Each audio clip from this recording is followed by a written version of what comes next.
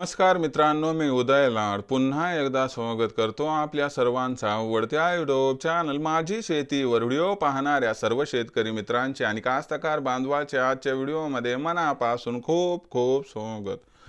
मित्रांनो, thumbnail पाहितलं, title वाचलं, होय मित्रांनो, सामान्य कापूस उत्पादक कास्तकार बांधवांसाठी सध्याच्या कंडिशनची सर्वात महत्त्वाची अपडेट की आता 15 डिसेंबर पर्यंत देशांतर्गत बाजारामध्ये असे राहणार कापसाचे बाजारभाव।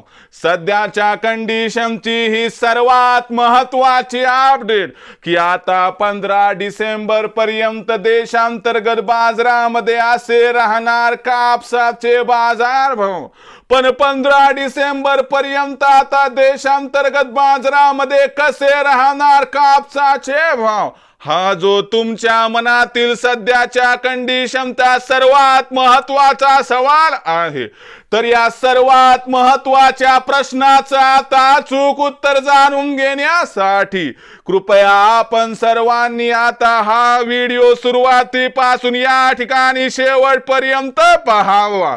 व्हिडिओ शेवटपर्यंत पाहत असताना आपल्या सर्वांना व्हिडिओ मनापासून आवडला तर जरूर या व्हिडिओला इथं एकदा लाईक करा।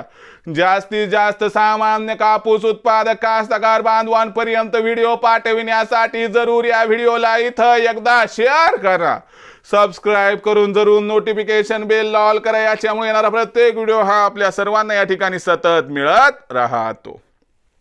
तर बघा मित्रांनो, सामान्य कापूस उत्पादक कास्तकार बांधवांसाठी सध्याच्या कंडिशनची सर्वात महत्त्वाची अपडेट की आता 15 डिसेंबर पर्यंत देशांतर्गत बाजारामध्ये असे राहणार कापसाचे भाव। पण 15 डिसेंबर पर्यंत आता देशांतर्गत बाजारामध्ये कसे राहणार कापसाचे भाव। 15 डिसेंबर पर्यंत देशांतर्गत बाजारामध्ये कापसाच्या भावात तेजी येणार की मग मंदी, हा जो तुमच्या मनातील सर्वात महत्त्वाचा सवाल आहे। तर याच प्रश्नाचं चला आता घेऊयात या ठिकाणी सविस्तर उत्तर।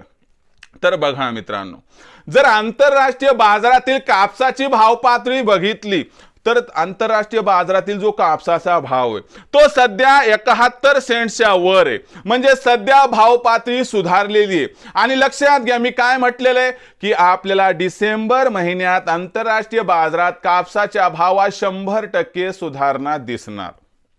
डिसेंबर महिन्यात आंतरराष्ट्रीय बाजारामध्ये जो कापसाचा भाव आहे तो सुरुवातीला 72 सेंट्स पार आणि त्यानंतर 75 सेंट्स पार जाऊ शकतो। आणि मी काय म्हणतोय, असं जर घडलं तर याचा 100% देशातील कापसाच्या भावावरती परिणाम होणार। आता प्रश्न काय पडतो की बाबा किती परिणाम होणार, तर लक्षात घ्या की याच्यामुळे देशातील कापसाची भाव पातळी सुधारणार। पण खरा फरक कसा पडणार ते सांगतो।